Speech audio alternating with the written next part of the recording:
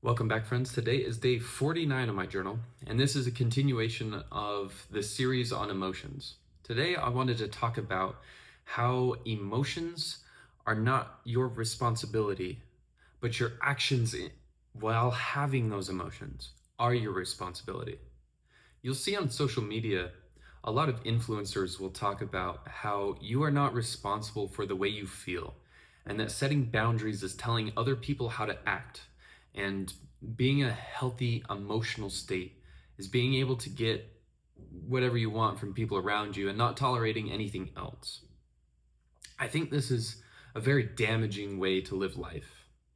A lot of people that I've met that have gone to therapy use therapy as a weapon. They use setting boundaries as a way to get what they want in life instead of taking care of themselves. They say, I want you to act like this, or I'll never see you. I don't think that's a healthy boundary. I think a better way to approach a boundary like that is, as long as you're in a physically safe situation, would be, I won't talk to you when you're yelling. I would like to have a discussion, so I'm going to take a break and remove myself from this conversation anytime you start yelling so that we can have a peaceful discussion, because I don't want to be yelled at. That is much different than saying, you're not going to be in my life unless you believe what I believe. That's not a boundary. That's telling someone how they have to live to be in your life. Boundaries are personal. They're for you. They're to protect and keep you from incurring harm. Not discomfort, but harm. I think that a lot of people take it too far, and some of us need to get better at setting boundaries, but we need to do it in a good, healthy way. And a lot of the advice on social media is kind of toxic. It's controlling. It's trying to make other people reform to how you want them to act. Instead of being open and engaged with other opinions, and when you feel discomfort, being able to discuss and sit in that discomfort with that person and sit in an uncomfortable conversation. We use boundaries to make them act a certain way, or else we won't be around them. That's not good advice. You should be able to sit with uncomfortable conversations as long as there's an open dialogue where it doesn't resort to name calling, where it doesn't resort to playing the blame game, where you can just talk about what happened and be open and kind and caring, but also be able to get down to the truth and the steps forward to discuss ideas different than those that you hold. Because we're not always right. We're humans, we make mistakes often. But if you're unable to sit with the discomfort that an uncomfortable conversation will cause, and a disagreement will cause, a healthy disagreement, not screaming and yelling, just a differing opinion than you have. If you can't sit with that differing opinion and actually have an objective conversation to show what your experience is and to take into account another person's experience, that's really difficult. And it's really difficult to be around people that can't do that. And I think we see the worst of that on social media, where people are just fighting back and forth. Who knows how much of it is real, but no one's having, I should rephrase that. Not many people are having open dialogue, and not many people can sit in the discomfort of a disagreement. Disagreements aren't bad. When disagreements result in fighting with screaming and yelling and name calling, and you're not talking about the point you're trying to get across, that's not disagreements. That's emotional childishness. That was rough. I'm sorry. That's emotional childishness. And you will lose a lot of people in your life because they won't listen to you and you won't listen to them, and you'll both think you're idiots. You'll both think the other one's an idiot, and you'll both be right, because neither one of you tried to come at a place of understanding and try to see the other person's experience and then compare it against what you've seen and what you know to be true.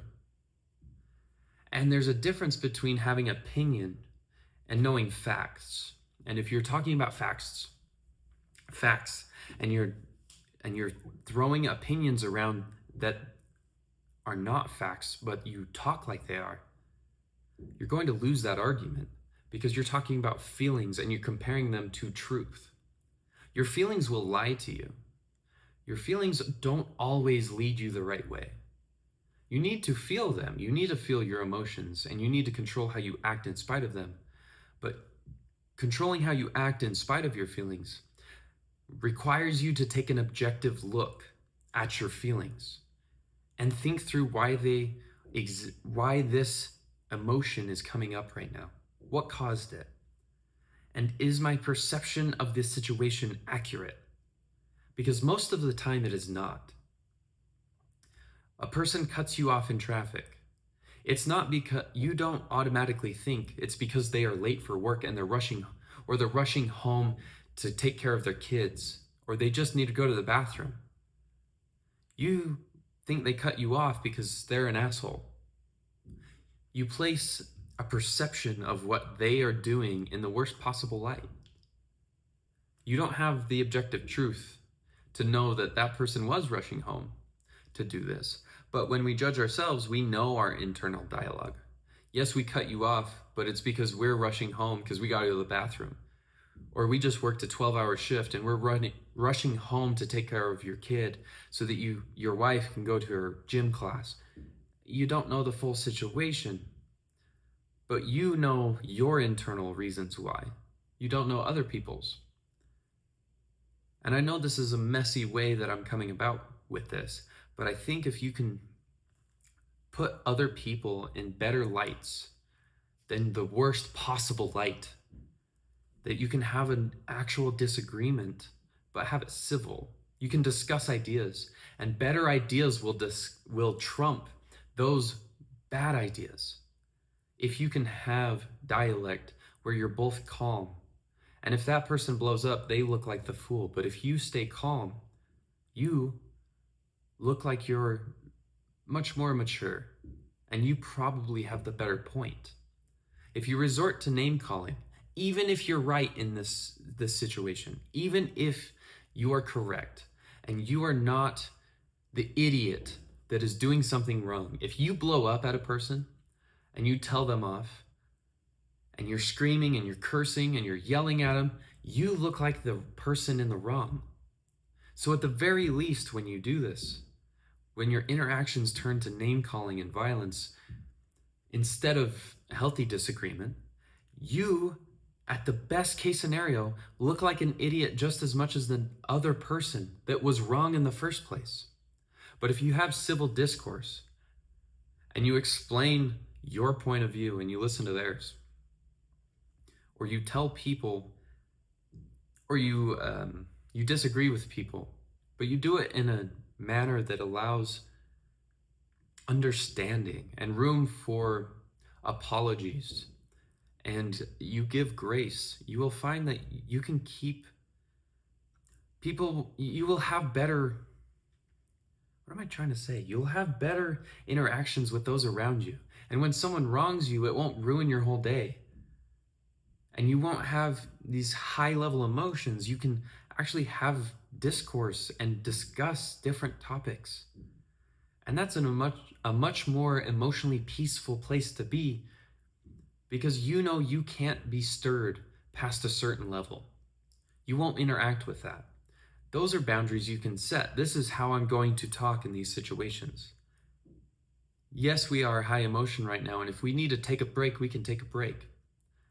But I will not stand for us yelling back and forth at each other. We can just talk. We can disagree, and we won't resort to name calling. Those are healthy boundaries. So we need to be careful to avoid boundaries that are meant to control people, and put on more boundaries that protect our relationships, boundaries that protect our peace. I want to keep working on those ideas. They're a little jumbled tonight, but I will keep talking through them over the next couple days and see if I can make them more concise. But as always, I hope you guys have a wonderful day and go spread some love in this world. I love you guys, and I'll see you tomorrow.